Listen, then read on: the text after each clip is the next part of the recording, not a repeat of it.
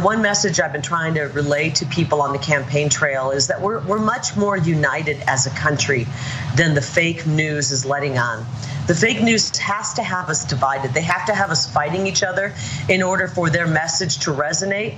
And once you realize that we're united, I believe 75, 80% of the people are with us. Wouldn't it be nice as a candidate if 75 to 80% of the electorate was with you? She's implying that it is.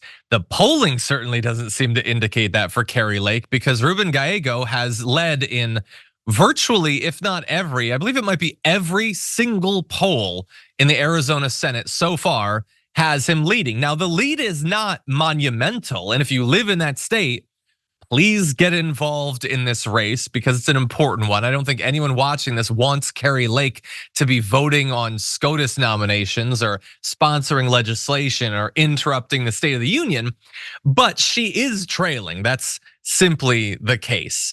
And I love that she describes the fake news wanting at all times to divide us, to get people scared and to get them fighting. Like she's partly right, but only if you define the fake news as like Fox News. Fox News has been trying to divide us and scare people since they began. Mainstream media does that too. They do a lot of other stuff, but that is 100% the point of right-wing media. So I think that as always, there's a mighty bit of projection going on there. But that said, this is a really consequential Senate race. It's one of the ones that's going to determine control of the Senate. Yeah, so I'm curious what you make of this race and what you've seen. Yeah, I kind of forgot about Kari Lake. I used to cover her a lot over on Rebel HQ, and then I stopped because there's only so much you can talk about one person. But she was at one point making herself very relevant and keeping herself in the news and just saying crazy things that would be worth reporting on.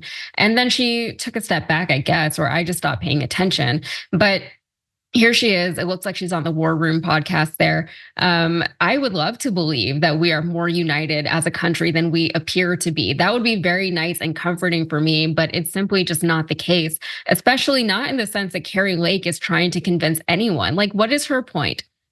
That despite all the polling, despite the fact that she lost her bid for governor to a Democrat, despite the fact that the people of Arizona thought they were getting not just a Democrat, but a progressive Democrat when they first elected Kyrsten Sinema.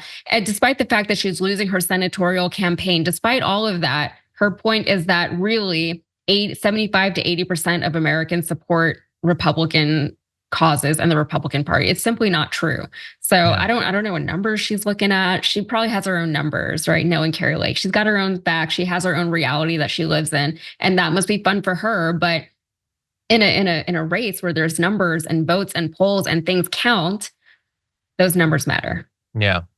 Yeah, and I love the idea that there would be things that 80+% of all of us would agree on. But I know that when that has actually happened and is true, people like Kari Lake don't give a damn. You know what has over 80% approval? Paid family leave. 82% say mothers should receive paid family leave following the birth or adoption of the child. Is it going to happen? Are the Republicans going to call for it? No, literally never. Oh, they love the birth. Now get back to work. And so, yeah, Kari Lake. That's one that we're definitely going to be watching very closely. Getting her in the Senate, it feels arguably worse than like a Herschel Walker, but we'll see.